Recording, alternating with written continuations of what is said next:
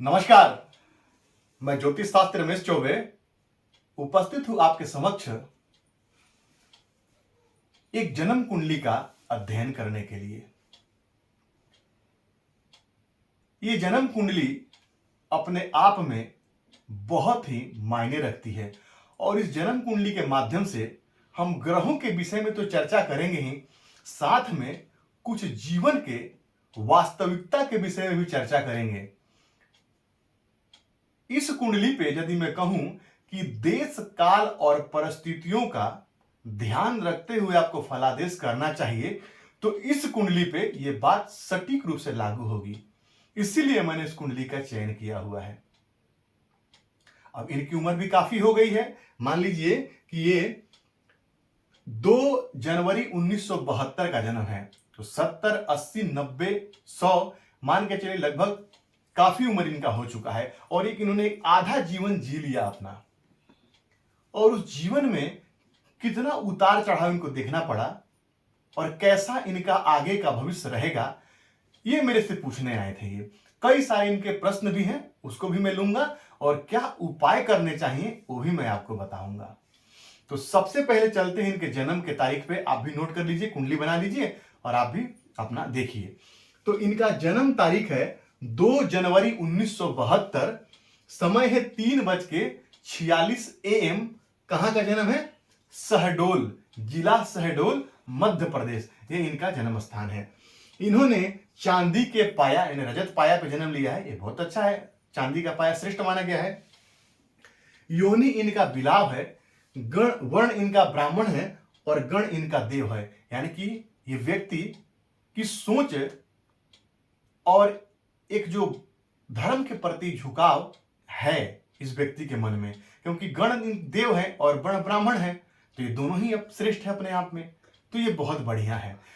इसी वजह से ये ज्योतिष पे विश्वास करने वाले व्यक्ति हैं, ज्योतिष को मानने वाले व्यक्ति हैं। इनका कहना है कि मैंने कई जगह अपने कुंडलियों को दिखाया और सबने मुझसे बहुत सारी बातें कही, लेकिन मुझे कहीं से लाभ नहीं हुआ, तो मैं आपके पास किसी के कहने पे आया हूं। अब आपसे बहुत सारी मुझे उम्मीदें हैं, ऐसा इन्होंने मुझसे कहा। तो सबने इनकी कुंडली देखा, कहा कि बहुत अच्छी कुंडली है, ये बहुत बढ़िया कुंडली है, लेकिन यहां पे दृश्य तो कुछ और ही है। इतना बताना मैं इसलिए आपको जरूरी समझ रहा हूं कि ये कुंडली की जब आपको मैं पूरी कहानी बताऊंगा तो आप दंग रह जाएंगे। तो चलिए चलते हैं कुंडली के तरफ में। ये वृश्चिक लग्न की कुंडली है और राशि बनती है इनकी कर्क। तो बहुत श्रेष्ठ हो गया। कर्क लग्न, क्षमा कीजिए, वृश्चिक लग्न और कर्क राशि दोनों ही जल तत्व की राशि है। कर्क लग्न के स्वामी बनते हैं मंगल और राशि के स्वामी बनते हैं चंद्रमा। और इस कुंडली में मंगल और चंद्रमा दोनों ही अति कारक ग्रह बन के हमारे समक्ष आते हैं। बहुत कारक हैं दोनों ग्रह। लग्नपति मंगल कुंडली के पंचम भाव में बैठे हैं और पंचम पति जाकर के बृहस्पति लग्न में बैठे हैं। चलित चक्र में जब आप जाके देखेंगे तो बुध और गुरु ये द्वितीय भाव का फल दे रहे हैं। तो लग्नेश का जाकर के पंचम में बैठना और पंचमेश का जाके लग्न में बैठना, ये तो श्रेष्ठ हो गया, क्योंकि जातक का व्यक्तित्व और ज्ञान, पंचमेश और लग्नेश का परिवर्तन बहुत श्रेष्ठ माना गया है, व्यक्तित्व और ज्ञान का परिवर्तन। तो जातक कैसा होगा? ज्ञानी होगा। लग्न में बृहस्पति और बुध दोनों ही दिग्बली होते हैं, तो जातक बुद्धिमान होगा, ज्ञानवान होगा, चतुर होगा, चालाक होगा। द्वितीय भाव में इनके बैठे हैं कौन? सूर्य। कहां के स्वामी होके? तो कुंडली में दसम भाव के स्वामी होके। तो दसम भाव के स्वामी होकर के जाके कुंडली में द्वितीय भाव बैठे हैं, अपने से 1, 2, 3, 4, 5, अपने से 5 घर आगे, ये भी श्रेष्ठ है। बुध इनके कुंडली में अष्टम पति बनते हैं और कुंडली में जाकर के आय भाव के स्वामी होकर लग्न में बैठे हैं। अब चूंकि अष्टम पति हैं, तो अष्टम पति का लग्न में बैठना ये जातक के जीवन में संघर्ष और संघर्ष देने वाला होता है। लेकिन वो आय भाव के स्वामी भी होकर बैठे हैं, तो जातक के लिए आय के दृष्टिकोण से भी अच्छा है। कुंडली में इनके तीसरे और चौथे भाव के स्वामी बनते हैं शनि देव। कुंडली के सप्तम भाव में जाके बैठे हैं और सप्तम भाव में बैठ के शनि जो है यहाँ पे लग्न को देखते हैं। सप्तम में शनि को दिग्बली माना गया है और शनि की दृष्टि कहां पड़ेगी? तो चंद्रमा पे। 7वीं दृष्टि पड़ेगी लग्न पे और 10वीं दृष्टि पड़ेगी कुंडली के चतुर्थ भाव में। तो यहाँ पे चतुर्थ भाव पे शनि की दृष्टि स्वराशिगत पड़ना जातक के लिए भूमि, वाहन, मकान सबके लिए श्रेष्ठ होगा। अभी सुनते जाइएगा मैं आपको क्या कह रहा हूं। इसका जो मेन, इस कुंडली का जो मेन ट्विस्ट है वो आपको बीच में मैं बताऊंगा, जिसको सुन के आप दंग रह जाएंगे। लग्न पे शनि की दृष्टि पड़ेगी, सारे काम विलंबता से होगी। शनि देव कुंडली के सप्तम में बैठे हैं, विवाह में विलंब करेंगे और यहां से राहु की भी दृष्टि कुंडली के सप्तम भाव में पड़ती है। इसका मतलब जातक के विवाह में विलंब होगा। और आप ये जान के आश्चर्यचकित रहेंगे कि 1972 का जन्म है लेकिन जातक अभी भी अविवाहित है, इनका विवाह नहीं हुआ है। क्यों? शनिदेव है सप्तम में बैठे हैं शुक्र की राशि में और शुक्र से तात्कालिक शत्रुता बना के बैठे हैं और शुक्र जाकर के राहु के साथ बैठे हैं और राहु की 7वीं दृष्टि भी कहां, 5वीं दृष्टि कहां? कुंडली के पंचम भाव में। लेकिन शुक्र और राहु की जो युति है इसको कहते हैं लंपट योग। ये योग मोह बहुत अच्छा नहीं होता है। और चंद्रमा पे जब भी शुक्र की दृष्टि पड़ेगी तो चंद्रमा यहाँ पे संपूर्ण रूप से पीड़ित है। कैसे?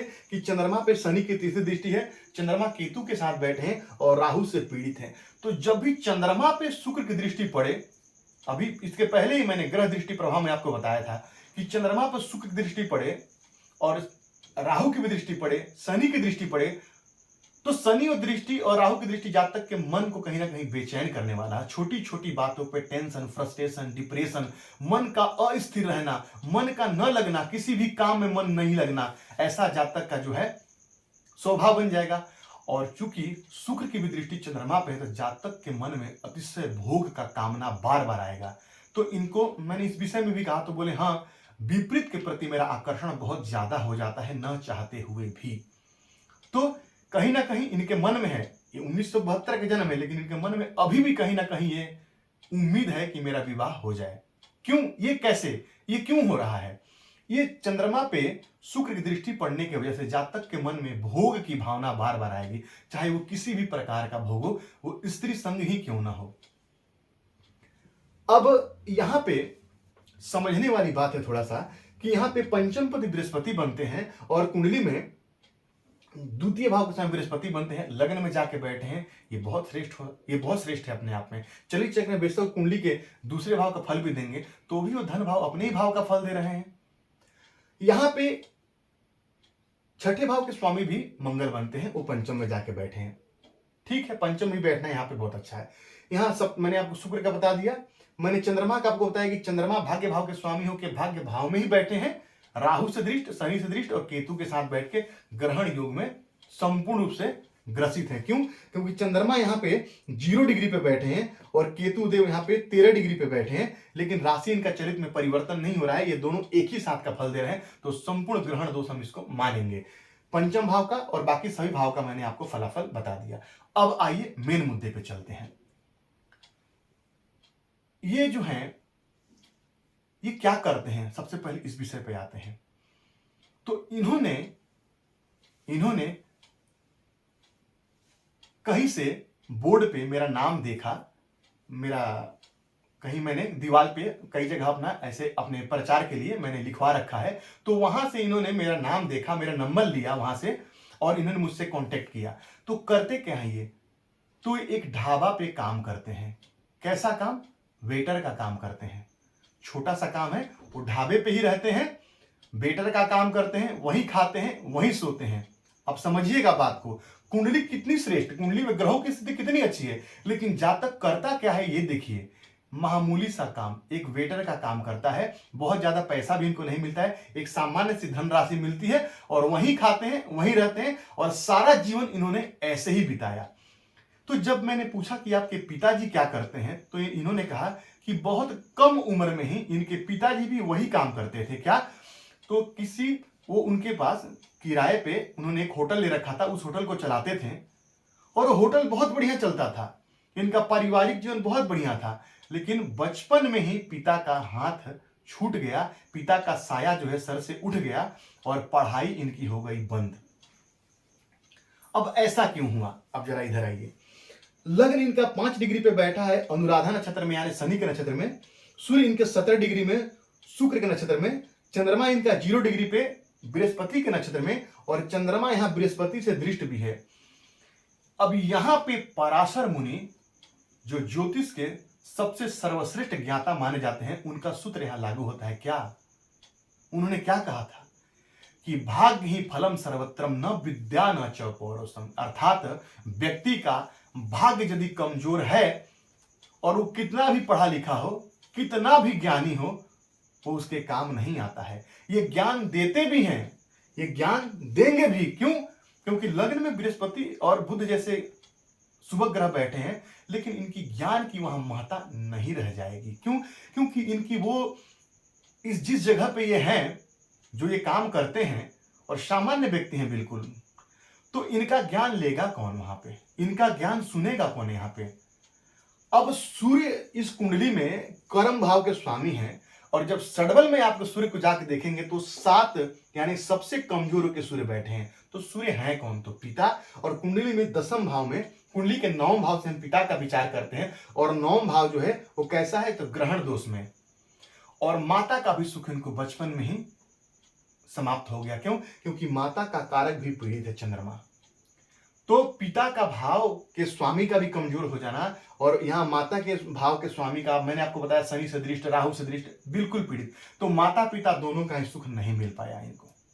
माता पिता दोनों का ही सुख नहीं मिला इनको। बचपन से ही ये अनाथ कहूंगा या अकेले हैं। अब इनके पास ज्ञान तो है, लेकिन वो ज्ञान निर्मूल है, किसी काम का नहीं है। क्योंकि जातक का भाग्य भाव चंद्रमा 0 डिग्री पे है, चंद्रमा के पास बिल्कुल पावर नहीं है, यानी कि जातक का भाग्य बिल्कुल कमजोर है। और भाग्य यदि कमजोर है तो जिंदगी में चीजों को प्राप्त करना सबसे कठिन होता है। ये ज्योतिष के प्रकांड ज्ञानी पराशर मुनि जी का कहना है। और भाग्य के कारक कौन होते हैं? क्योंकि कारक को भी देखेंगे। भाग्य और भावेश यहाँ पे दोनों कौन बने? चंद्रमा, वो पीड़ित है बुरी तरह से, यानी भाग्य का साथ नहीं मिला। और भाग्य के कारक देव गुरु बृहस्पति लग्न में बैठे हैं। कितने डिग्री पे बैठे हैं? तो 29 डिग्री पे बैठे हैं, और कुछ कला और विकला पर, यानी कि लगभग 30 डिग्री के आसपास हैं। उनके पास भी कोई पावर नहीं है, उनके पास भी कोई शक्ति नहीं है। वो भी प्राय जो है कौन सी राशि में? तो सम राशि में बैठे हैं, और सम राशि में बैठ करके इतने डिग्री पे वो मृतक प्राय हैं, वो मृत अवस्था में उग्रह है। तो भाग्य भाव और भाग्य का कारक दोनों ही मृतक है। दृष्टि पड़ रही है, लेकिन मृतक ग्रह की दृष्टि का क्या प्रभाव पड़ेगा? जो ग्रह बाल अवस्था में है और मृतक अवस्था में, उसकी दृष्टि का कोई विशेष लाभ जातक को मिलता है नहीं। तो यहाँ पे पूरी तरह से जो है वो भाग्य भाव और भाग्य का कारक दोनों कमजोर है। लग्नपति के पास ठीक डिग्री है, लग्नपति 10 डिग्री पे बैठे हैं, शनि के नक्षत्र में बैठे हैं। नक्षत्र तो ठीक नहीं, क्योंकि शनि के नक्षत्र में बैठना मंगल का, ये चोट, एक्सीडेंट, दुर्घटना का कारक है। तो इनको लग्नेश मजबूत होते हुए भी कहीं ना कहीं यहाँ पे भाग्य का साथ नहीं मिला।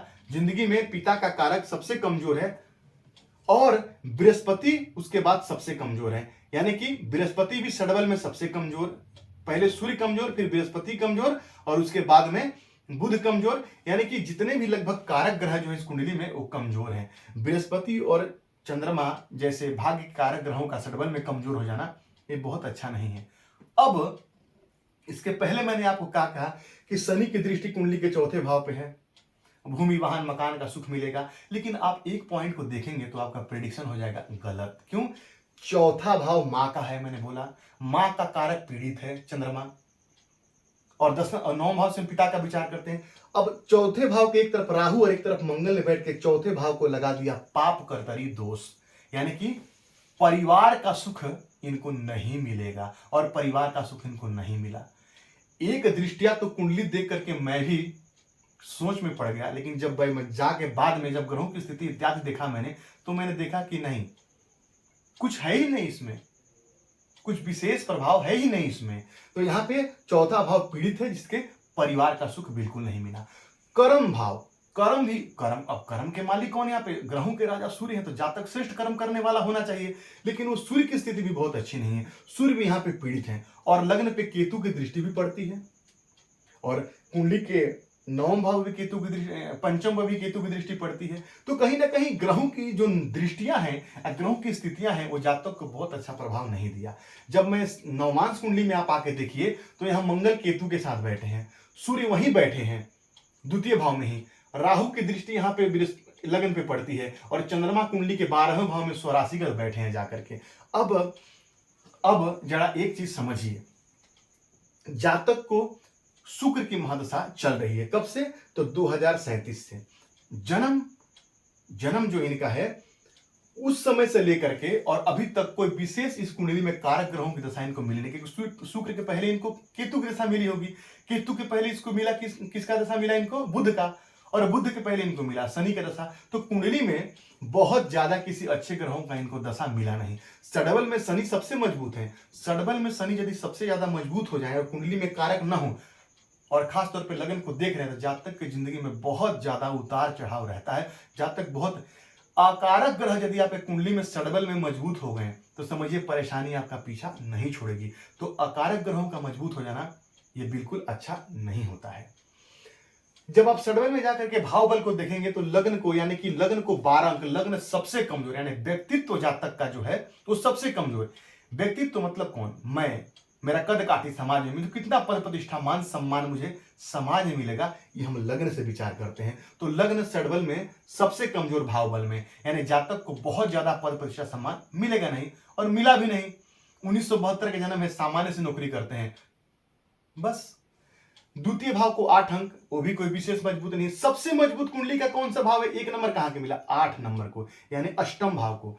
अष्टम भाव जानते हैं कि महा परेशानियों का घर है अष्टम भाव। जातक की आयु तो बहुत अच्छी रहेगी, लेकिन जातक उस आयु को लेके करेगा क्या जब जीवन में बहुत ही ज्यादा परेशानी है। तो जिंदगी में अष्टम भाव और षष्ठम भाव का मजबूत हो जाना बहुत सारे परेशानियों को दिखाता है। छठे भाव को भी 6 अंक मिला है, बहुत अच्छा नहीं, ठीक ठाक है। उसके बाद में सेकंड मजबूत इनकी कुंडली का पंचम भाव है, यानी जातक के पास ज्ञान है। याद रखिएगा, मैं फिर से कह रहा हूं, क्योंकि बृहस्पति की जो भी दृष्टि पड़ी, थोड़ी सी पड़ी तो सही, तो जातक के पास ज्ञान है, जातक ज्ञान देता भी है। क्योंकि बात करने से मुझे पता चला कि ठीक है, ये इन्होंने पढ़ाई नहीं की, लेकिन कहते हैं ना कि पढ़े की वजह गढ़े हुए ज्यादा है। लेकिन ग्रहों का सपोर्ट, सूर्य का कमजोर होना समाज में मान सम्मान, और लगन का कमजोर होना ये समाज में मान सम्मान नहीं दिलाता है। तो जातक के पास ज्ञान होते हुए भी उस ज्ञान उसके किसी काम का नहीं है, निर्मूल है। इसीलिए किसी भी कुंडली को फटाक से देख करके प्रेडिक्शन यदि आपने कर दिया तो आप वहां पे गलत साबित हो जाएंगे।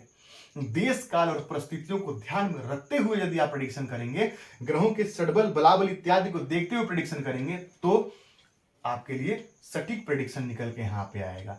आगे बढ़ते हैं। इनको शुक्र की दशा चली 2037 तक। अब किसी ने कहा कि 2037 के बाद आपकी जिंदगी में बहुत अच्छा समय चलेगा। 1972 का जन्म, 2037 बीतने के बाद में जातक के पास उम्र क्या रह गया जीवन में प्रोग्रेस करने के लिए? क्योंकि जीवन में उन्नति और तरक्की का समय कितना से कितना रहता है? लगभग 25 से लेकर के आदमी 45-50 तक खूब मेहनत करता है जिंदगी में आगे बढ़ने के लिए। अब 72 का जन्म 1937 में किसी ने कह दिया कि बहुत अच्छा समय आपको आएगा। सबने कुंडली देख के कहा बहुत बढ़िया कुंडली है, लेकिन मूल विषय पे कोई नहीं गया कि भाग्य एकदम कमजोर है। जातक कितना भी प्रयत्न कर ले, भाग्य कमजोर है, साथ नहीं देगा भाग्य, और भाग्य साथ नहीं दिया तो कुछ नहीं। जातक जिंदगी में लगने से मजबूत होते हुए भी आगे नहीं बढ़ पाएगा। अब 2037 के बाद इनको सूर्य की दशा आएगी, और इन्होंने कहा कि बहुत बढ़िया समय, उसके बाद आप बहुत तरक्की करोगे। तो क्या ये सही होगा कहना? तो मैंने इनको मना कर दिया कि ऐसा सोचिए, ऐसा सोचना भी आपके लिए बेकार है। ऐसा सोचेंगे तो चंद्रमा पहले आपका पीड़ित है और मन से आप दुखी हो जाएंगे। तो ऐसा इनको नहीं सोचना चाहिए। क्यों? क्योंकि सडबल में सूर्य सबसे कमजोर है, सडबल में सूर्य सबसे कमजोर है। तो यहां पर यदि ऐसा सोचते हैं कि सूर्य की दशा मुझे बहुत अच्छी जाएगी, ऐसा सोचना बेकार है, निर्मूल है। अब आगे जो समय है लगभग जैसा चल रहा है वैसे चलेगा, हाँ, लेकिन यदि ये कुछ उपाय करते हैं तो इससे थोड़ा बहुत, क्योंकि आदमी अपने कर्म से अपने प्रारब्ध को बदल सकता है। यदि आप अच्छा कर्म करते हैं तो निस्संदेह आप अपने भाग्य, आने वाले भाग्य को बदल सकते हैं अपने कर्मों के माध्यम से। क्या करना चाहिए इस कुंडली में? तो सबसे पहले मैंने उनको यह कहा कि जिस ग्रह की महादशा चल रही है उस ग्रह के बीज मंत्रों का जाप कीजिए। मैं आपको फिर से कह दूं, बीज मंत्रों का कोई तोड़ नहीं है। यदि कि कोई भी ग्रह पे कुंडली में कारक हो चाहे अकारक हो, यदि खराब है उसके बीज मंत्रों का जाप कीजिए। बीज मंत्रों के जाप यदि आप लगातार करते हैं आपको निस्संदेह लाभ होगा। तो मैंने बोला शुक्र के बीज मंत्रों का जाप कीजिए डेली संध्या काल में। अच्छे परफ्यूम का थोड़ा प्रयोग कीजिए, इससे शुक्र मजबूत हो आपके। और देवी मंदिर में जाकर के और देवी मां का दर्शन कीजिए, इससे आपको लाभ होगा। हो सके तो सिद्ध कुंजिका स्तोत्र का पाठ कीजिए। हनुमान चालीसा का नित्य पाठ कीजिए, हनुमान जी के दर्शन कीजिए और साथ ही मंगल के बीज मंत्र, क्योंकि मंगल नवांश कुंडली में पीड़ित है, जाकर के मंगल के बीज मंत्रों का जाप कीजिए, इससे भी आपको फायदा होगा। इससे चोट चपेट दुर्घटनाओं से जातक का बचाव होगा। क्यों? क्योंकि यहां भी केतु के साथ बैठे राहु की दृष्टि है और यहां पे भी किसकी दृष्टि? यहां पे भी केतु की दृष्टि मंगल पे पड़ती है। तो चोट चपेट इत्यादि जातक की रक्षा होगी यदि हनुमान चालीसा का व्यक्ति रोज पाठ करे। और व्यक्तित्व के भी जातक के लग्न भी मजबूत जातक का होगा। बृहस्पति को भी ठीक करने के लिए ऐसे ही मंदिर जाएंगे, बृहस्पति इनके अच्छे हो जाएंगे। तो नित्य जो है मंदिर जाएं, बृहस्पति के बीज मंत्रों का जाप करें। रोज सूर्य भगवान को तांबे के लोटे में थोड़ा रोली डाल करके और थोड़ा अक्षत डाल करके चावल और जल दें। उसके बाद रोली जो लोटे में लग जाता है उसको अपने मस्तक पे और कंठ पे लगाएं। यदि आप ऐसा करते हैं समाज में आपका पद प्रतिष्ठा मान सम्मान में वृद्धि होती है। सबसे कमजोर इस कुंडली में चंद्रमा है और चंद्रमा इस कुंडली में मेन ग्रह है, भाग्य के स्वामी है। क्या करना चाहिए? मैंने कहा कि आपको एक मोती पहनना चाहिए, एक कम से कम 7 कैरेट का मोती, थोड़ा बड़ा मोती 7 कैरेट का मोती बनवा के पहनिए। यही यदि चंद्रमा यदि केमद्रुम दोष में होते तो मैं इनको नहीं कहता मोती पहनने के लिए, लेकिन वो राहु के साथ केतु के साथ बैठे हैं तो मैंने इनको कहा कि आप मोती पहनिए। साथ ही साथ बृहस्पति भी मृतक स्थिति में है तो भाग्य और भाग्य कारक दोनों को मजबूत कीजिए। एक आप पुखराज भी पहनिए। पुखराज नहीं पहन सकते हैं तो पुखराज का उपरत्न सुनैला और मोती का उपरत्न जो क्या है मून स्टोन चंद्रकांत मणि उसको पहनिए, क्योंकि इनके स्थितियों को भी तो ध्यान में रखते हुए जातक को उपाय बताना है। अब मैं कहूं कि जा करके आप 50,000 का पुखराज पहन लिए, संभव नहीं है। तो ये दोनों रत्न जो है सस्ते हैं, इनको पहनिए, इससे आपको लाभ होगा, आपकी उन्नति और आपकी तरक्की होगी। कर्क राशि को शनि की ढैया चल रही है, इसीलिए मानसिक परेशानी बहुत ज्यादा है, क्योंकि शनि की दृष्टि चंद्रमा पे है। और जब भी शनि की दृष्टि चंद्रमा पे हो और शनि की साढ़साती या ढैया चले तो जातक जिस प्रकार से यहाँ पे स्थिति है, जातक मानसिक रूप से लगभग एक पागल जैसी स्थिति में आ जाता है। उसका मन कहीं भी स्थिर नहीं रहता, उसका मन कहीं भी चैन नहीं पाता है। इसके लिए हनुमान जी के शरणागत रहें, सुंदरकांड का पाठ सुने या करें और प्रत्येक शनिवार को और अमावस्या को पीपल के पेड़ के नीचे जाकर सरसों के तेल का दीपक जलाएं और डेली संध्या काल में पश्चिम की तरफ मुंह करके ओम प्राम प्रीम प्रोम सह शनैः नमः इस मंत्र का जाप करें। हो सके तो प्रत्येक शनिवार के दिन और मंगलवार के दिन हनुमान चालीसा का 7 पाठ करें संकल्प करके, इससे भी इनको लाभ होगा। तो 2 रत्न धारण करें और जो मैंने उपाय बताए वो करें, इससे ही आपको लाभ होगा, इससे ही आपको फायदा होगा। तो उम्मीद है कि आज ये कुंडली आपको अच्छे से समझ में आई होगी। तो कुंडली देखने के पहले ग्रहों की स्थिति को अच्छे से देखें, फिर विचार करें, नहीं तो आपका प्रेडिक्शन गलत हो जाएगा। तो यदि आपको मेरी बातें अच्छी लगती है तो मेरे चैनल को लाइक जरूर करें, क्योंकि आपके एक लाइक से मनोबल बढ़ता है और दूसरा वीडियो बनाने का मन भी करता है। चैनल को सब्सक्राइब भी कीजिए और यदि आपको अच्छा लगे तो अपने मित्रों में शेयर भी कीजिए। तो आपका दिन अच्छा हो, इसी मंगलमय कामना के साथ आज के लिए इतना ही। नमस्कार।